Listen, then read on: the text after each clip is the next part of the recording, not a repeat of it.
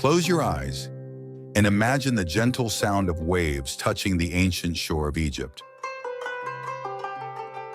The air is warm, heavy with the scent of papyrus and sea salt. In the distance, the lighthouse of Alexandria glows like a star, its fire reflecting on marble walls and golden domes. This was the city of Alexandria, the beating heart of knowledge 2,000 years ago. Founded by Alexander the Great, dreamed into being by his mind, and continued by his successors, it was more than a city. It was an idea that human curiosity should never end. And at the center of it all stood a temple, not to a god, but to wisdom itself, the great Library of Alexandria. They said that inside its halls were more than 500,000 scrolls.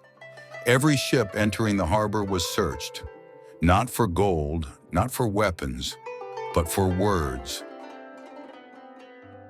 Any scroll found on board was taken to the library, copied by scribes, and the copy returned to its owner. The original remained, a gift to eternity. Here, the greatest minds of the ancient world gathered: mathematicians, poets, astronomers, physicians, philosophers. Euclid, the father of geometry, Eratosthenes, who measured the Earth's circumference with nothing but shadows and sticks, and Hypatia, one of the first great female scholars. The library was a place where the world met, where Greek met Egyptian, Indian met Persian, and where truth had no language barrier.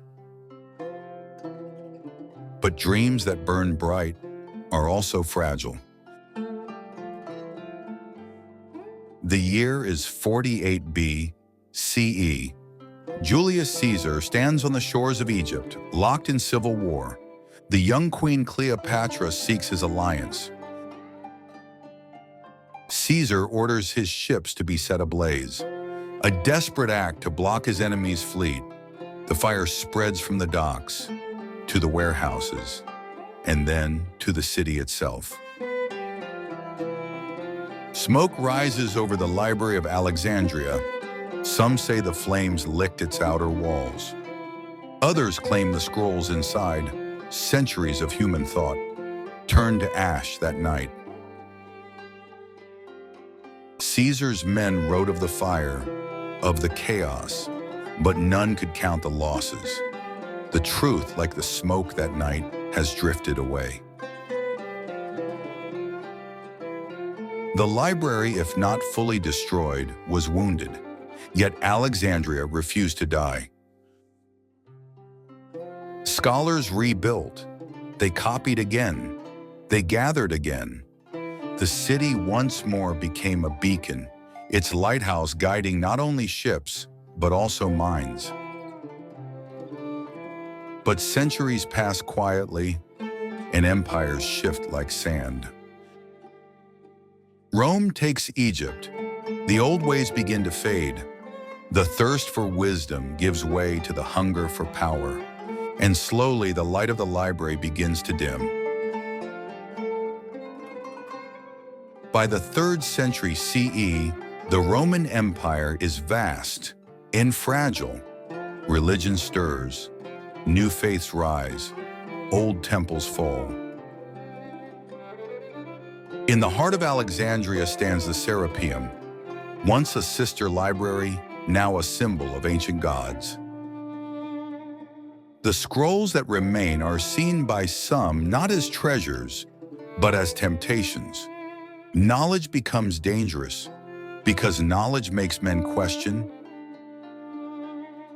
and those who question often threaten power. In 391 CE, under Emperor Theodosius, mobs stormed the Serapeum.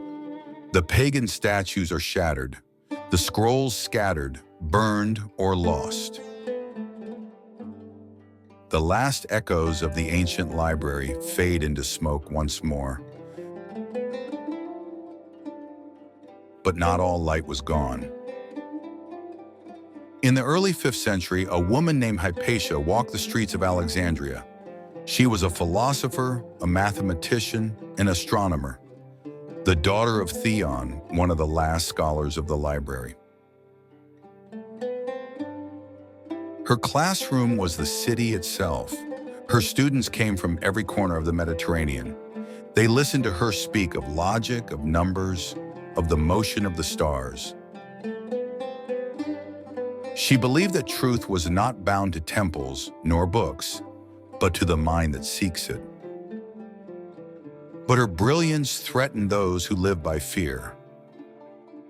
In the year 415, she was dragged from her chariot by a mob, beaten, torn apart, and left to die in the streets she once filled with wisdom. With her, many say, the last ember of the Library of Alexandria went dark. Imagine for a moment what might have been. In those scrolls could have been the blueprints of machines, the cures for diseases, the stories of entire civilizations now erased. Knowledge that might have sent humanity into